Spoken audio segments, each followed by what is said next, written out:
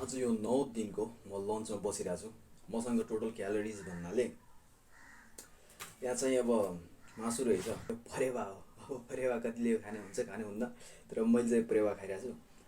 परेवा पनि same calories नै कन्टेन गर्छन् जस्तै चिकनमा हुन्छन् क्यालोरिजहरू, तर यहाँ चाहिँ अलि चिकनभन्दा बढी नै हुन्छ। यहाँ पनि मैले चिकन परेवाको ब्रेस्ट मात्र मैले ल्याएको छु, त्यसमा प्रोटिन हुन्छन्, त्यसमा त्यति हाई हुँदैन।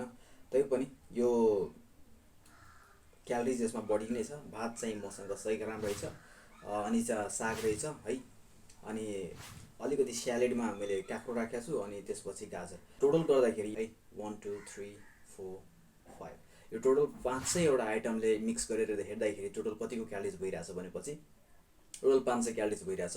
मैले 500 कन्ज्युम गरिरहेको छु। बिहान चाहिँ मैले चाहिँ 150 कन्ज्युम गरेको थियो, बाँकीको मैले चाहिँ राति डिनरको टाइममा कन्ज्युम गर्छु। नत्र त्यो चना म खान्छु, चना खाएपछि त्यो कन्ज्युम भइ नै हाल्छ, त्यो चाहिँ क्यालोरिज मेरो मेन्टेन भइहाल्छ है। सो कहाँबाट स्टार्ट गरौँ भनेपछि काँक्रोबाट है।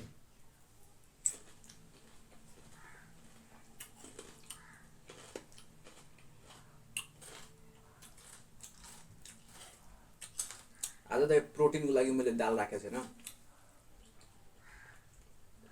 साग टेस्टी रहेछ। अब प्रोटिन भएको भए अलिक राम्रो हुन्थ्यो। के राम्रो हुन्थ्यो भनेलाई त्यसमा प्रोटिन हुन्छ है। अब प्रोटिन छैन भनेपछि अब कसरी भनौँ कि कतिको क्यालोरिज हुन्छ कि के है। अब एक पिस मासु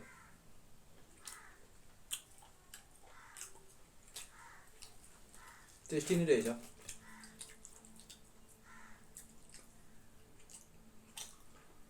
भन्नुहुन्छ कि कतिको क्वान्टिटीमा छ भनेपछि क्वान्टिटी धेरै छैन, अलिकति मात्रै छु र यस्तै भएर पनि 500 क्यालोरिज भनेको म बढाएरै भन्छु है। यो चाहिँ बडीमा होला नि, यो भित्र मासुमा 200 क्यालोरिजभन्दा बढी छैन। 200 क्यालोरिज 100 300 र यो 100 हुन्छ, हुँदैन 50 400 क्यालोरिज भन्दा पनि मुनि नै छ।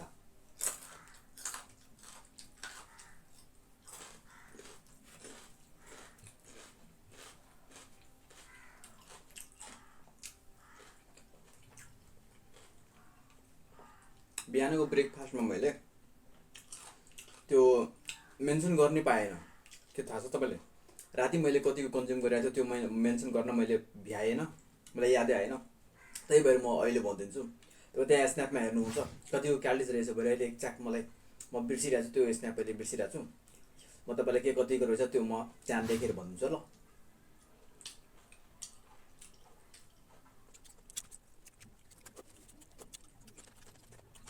एकचोटि क्लोजअपमा हेर्नु, अनि त्यसपछि म स्टार्ट गर्छु ल। हेर्नु भएन टोटल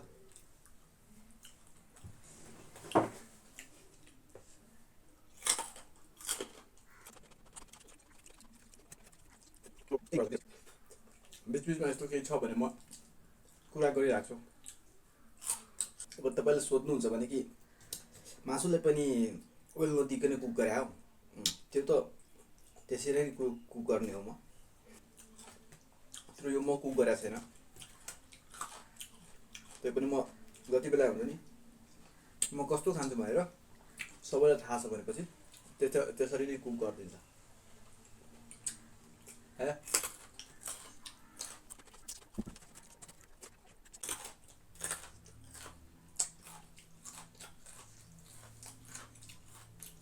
एउटा लेग पिस राखेको छु, ल्याएको छु। परेवा मासु कति हुन्छ अलिकति पऱ्यो।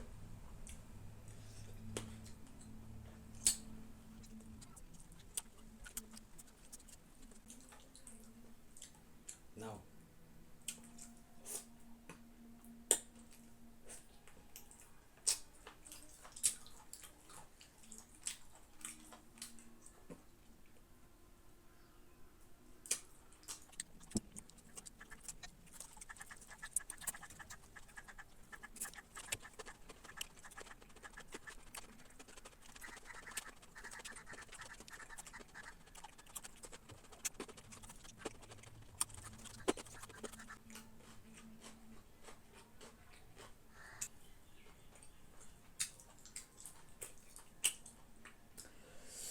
लन्च चाहिँ कम्प्लिट भइसकेको छ मकब्याङको जस्तै लेग पिस कस्तो लाग्यो बत्ती नै गइसकेको छ सो यो परेवाको मासु चाहिँ कस्तो हुन्छ तपाईँले खानु भएको छ भने तपाईँ कस्तो टेस्ट हुन्छ त्यो कमेन्ट्स गर्न नबिर्सनु होला हस् thank you for watching this video see you in the next be fit Nepal